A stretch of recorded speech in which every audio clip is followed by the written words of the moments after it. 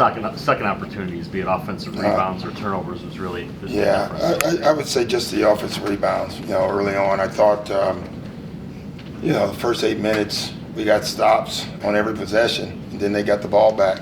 I think they had 8 offensive rebounds in the first 9 minutes of the game. It's deflating because that's where they scored a ton. And because I thought they just controlled the pace the entire game because of it. They used the clock. They kept moving the ball. Then they shoot. They get a rebound. They get another rebound. And now we're walking the ball up the floor, playing slow basketball.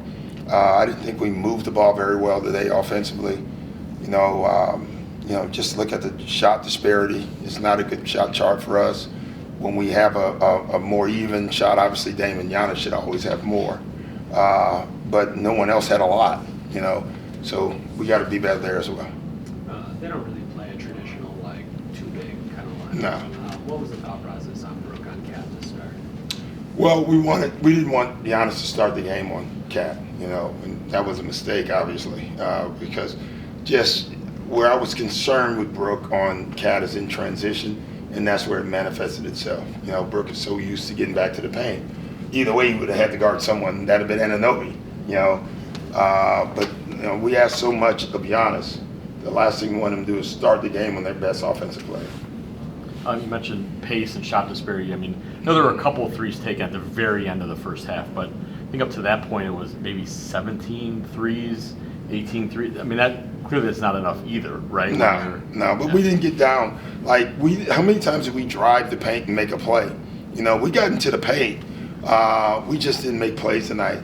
The way we played yesterday and today was night and day as far as that. I thought we got in the paint a lot tonight, but we didn't make plays tonight. And giving them credit, I thought they got a lot of deflections. They got their hands on a lot of balls. When you're looking at Bobby Portis' struggles. Yeah. I don't know, but I got to get him going. I got to get Bobby more comfortable. He's been great since I've been here, and something is not going well for him.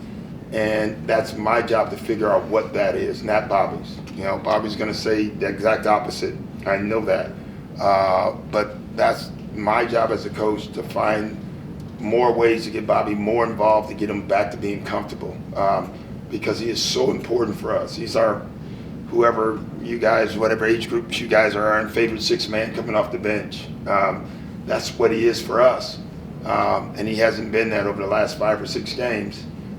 We got to get him back. In the past, he's gotten a lot of stuff out of pick and pops, pick and roll. Yeah. This year it feels like it's a lot of isolation. But today he got 4 or 5 pick and pops. Turned down 2 or 3. Turned down 2 or 3 yesterday. Even the 3 that he made, he hesitated and then shot. We got to get him back to just pulling the trigger. And I told him I'm not putting you in there for any other reason. I need you to go for it, but go for it in rhythm. And, you can feel him in thought right now, and that's my job to get him out of that. Only Giannis and Dame, the only starters were in double digits. Is Bobby that third player that you were expecting? Yeah, but we need more guys, obviously, in double digits. But Bobby, clearly, those 3 you want to pencil in every night, having good offensive games. And then somebody else.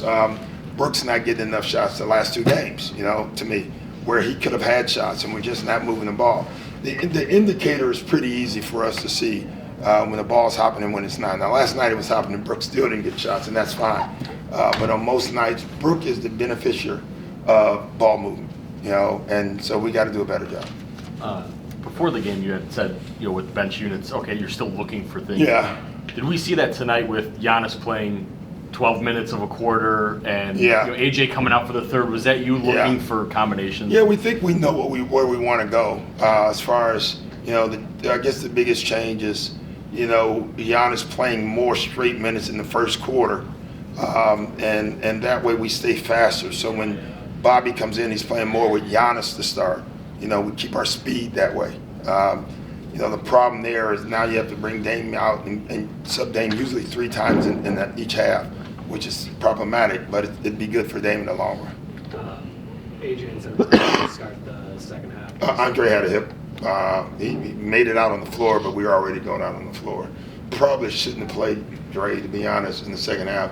because of it. The game was out of control. And, he really wanted to go, and he actually thought it helped him going in because now he knows he can play, so maybe that'll be a benefit.